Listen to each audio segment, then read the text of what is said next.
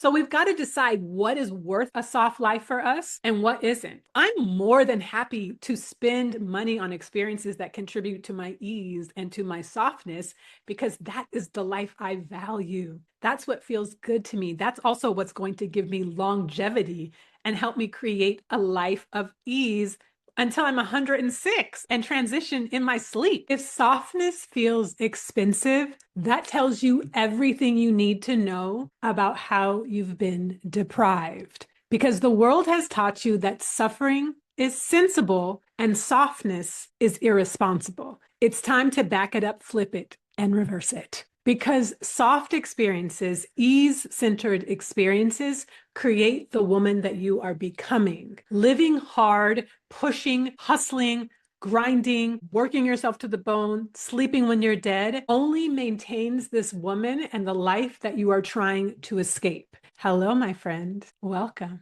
Hello. My name is Elle, and I am the #1 coach in the world for ambitious, high-achieving women who are also exhausted and craving a sweeter, softer, more ease-filled life. I am also known as the Empress of Ease. I'm the creator of the House of Ease and School of the Well-Rested, and we have our new workshop coming up on December 31st called the Money Machine Workshop. I'm only opening it up to 8 women.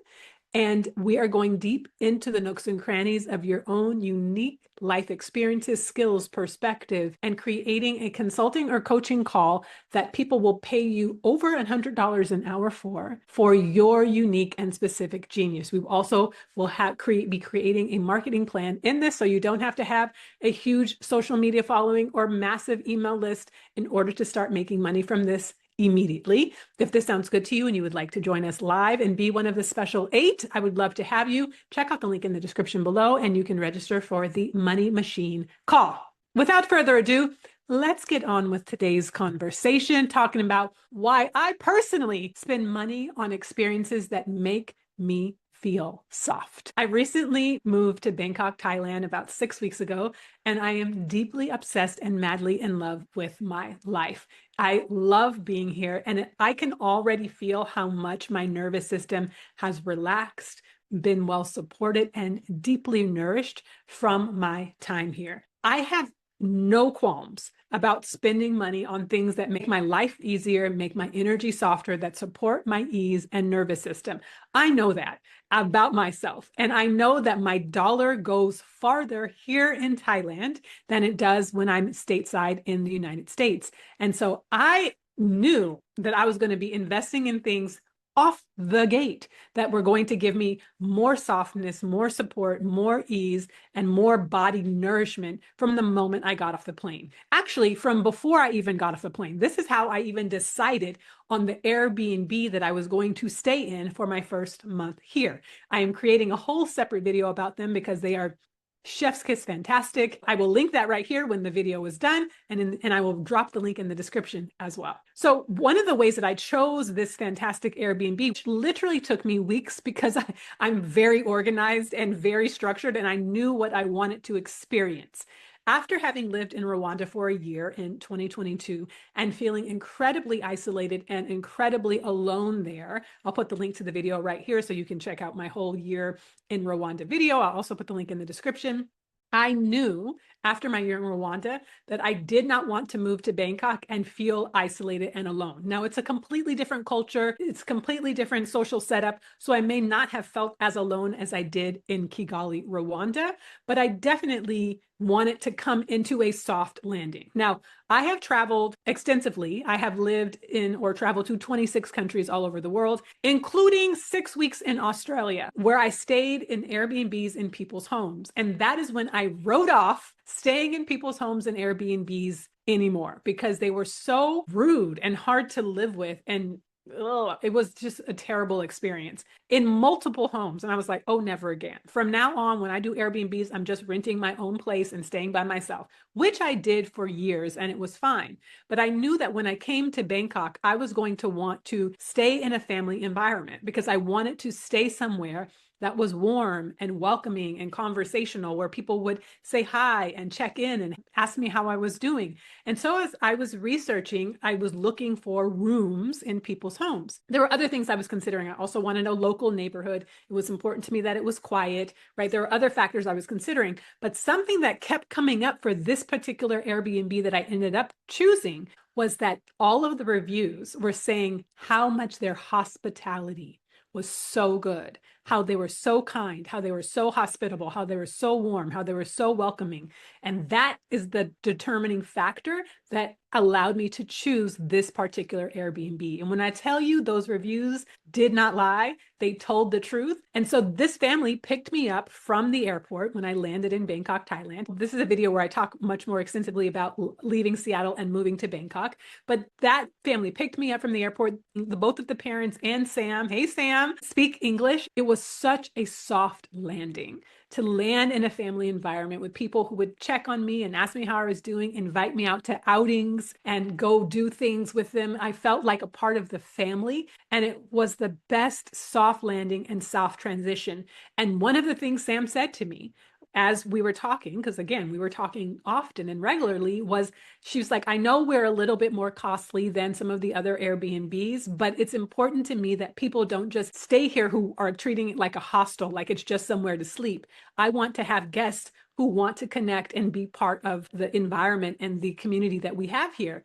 And I was like, exactly. And that is exactly why I chose this place. I knew what my budget was for the month. So once I knew my budget, I was only looking at places within that budget. So I wasn't really comparing it to other Airbnbs, but I got exactly what I wanted in that experience. So even if it was a little bit more costly than other Airbnbs for the month, it was completely and totally worth it to me to have such a warm welcome, such a soft landing. I even accidentally left one of my bags at the airport, and Sam took the train with me all the way back to the airport to get my bags, and then we came all the way back to the house. So that kind of hospitality, that kind of extension of grace was invaluable, and I'm willing to spend money again on things that give me a soft landing, give me a cushion, give me a little bit of grace, give me some ease, so I don't have to hit the ground running, right? I can land and be really well understood. Another great thing about Sam in this particular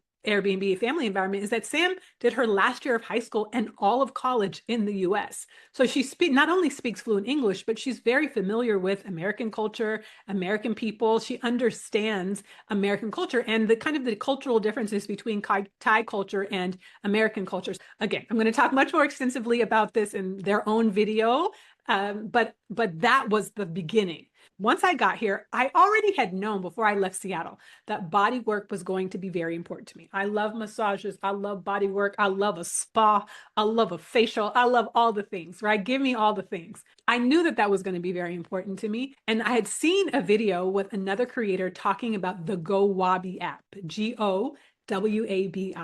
It's an app, it's a website where you can get massages and body treatment and manicures and pedicures at a discounted rate. You can get vouchers for different spas. So what I did was I looked up the area that the Airbnb was in. I went to the Go Wabi app. I put it in the app and I looked at all the different spas that were available in that area. And I bought maybe 20 vouchers for different massages in this area. I made my first massage appointment for the day I arrived in Bangkok for a 90-minute four hands massage, which basically means two people were working on me at the same time, which I find that massages are a great way to get back in my body after such a long flight. So I booked my appointments. I bought all these vouchers in Seattle and started booking appointments from Seattle. The next massage parlor that I booked most of my massages at was literally a block and a half walking from the Airbnb. So I did 7 or 8 massages there in a few weeks. And I was happy to spend the money because it creates a softness, a sense of ease, a sense of restfulness in my body. I don't have to push. I love to receive. I'm a very good receiver, and I know my body benefits from it. It is very nourishing for my nervous system. So even though I'm going to invest in massages and bodywork, if I can get it at a discount with the GoWabi app, I'm going to get it at a discount. So that's what I did. All of these things help me feel soft. All of these things help me create more ease in my life. Now, I talk about in this video here my condo hunting experience and how it took, one of the reasons it took me so long and I went to 30 condos is because one of the non-negotiables on my list is a bathtub. Those are not very common in Bangkok, but they exist, which is how, so I was like, okay, well, I just have to find it, find my perfect home. And I did end up finding my perfect home, right? This is, I know it looks like a green screen, but it is actually my condo. But it took me a while, right? So I was like, this is why I booked it for the Airbnb for a month. And I actually had to go to a second Airbnb for a week because I didn't find it in the time that I had booked the first Airbnb. But I'd given myself enough cushion to give myself what I wanted. I'm willing to give myself time, right? Sometimes we spend time on things, sometimes we spend money on things, sometimes we spend a combination of both to give ourselves what we need in order to have ease and softness. A bathtub is a non-negotiable for me, and to have softness, it is a non-negotiable. One of the other things, some people may think this is just like too whatever, but I love Lush and I love Lush bath bombs. I had brain surgery in 2012. Lush bath bombs were the literal only thing that made me feel better. I would take baths for like 5-6 hours a day sometime because I couldn't do anything else and I would just be recovering in the bathtub. I was in love with Lush before then, but I've been bound to Lush since 2012 in that brain surgery recovery. So being able to go shopping at Lush in Bangkok was also a determining factor because I'm like, what do I love? I love baths. What do I love? I love Lush bath bombs. So I needed to make sure that Lush existed in Bangkok, and it does. That was a determining factor for helping me choose the city. This is why when you decide to live a life of ease and live a life of softness and pleasure and receiving, you can't worry about nobody else. You can't worry about nobody else's opinions, perspective, judgment, criticism, because everyone's not going to get it. And they shouldn't, because my life is bespoke to me and your life is bespoke to you. You should be making decisions that I don't understand. I don't need to understand because it's your life. Just like you may not understand me and my love of Lush bath bombs or my love of massages or paying more for an Airbnb, right? Like, these are things that are important to me. Now, some things that I don't want to pay for because, like I said, sometimes we invest in time. I don't like sitting in traffic. Bangkok has traffic for real. Okay. So sometimes if I want to zip and zop and bip and bop and get to my destination, I will get on a motorcycle taxi for the speed, the convenience, and the cost. But if it's raining, I'm going to get in a cab, or at least get in a cab that will take me to the train station. So we've got to decide what is worth a soft life for us and what isn't. Some people are terrified and scared to get on a motorcycle taxi. They're never going to touch foot on that. And their sense of comfort and safety is more valuable to them than getting on a motorcycle. Now, I don't have that fear of motorcycles, so it doesn't disrupt my nervous system that way. But if it does disrupt your nervous system, no matter how much it costs, no matter how fast it is, no matter how convenient it is, it's not going to be worth it. Am I right? Am I right? Okay. So I'm more than happy to spend money on experiences that contribute to my ease and to my softness, because that is the life I value. That's what feels good to me. That's also what's going to give me longevity and help me create a life of ease until I'm 106 and transition in my sleep. That's my game plan, right? To go as easy as possible. Also, regularly order food delivery. It's so convenient and it's so easy here in Bangkok.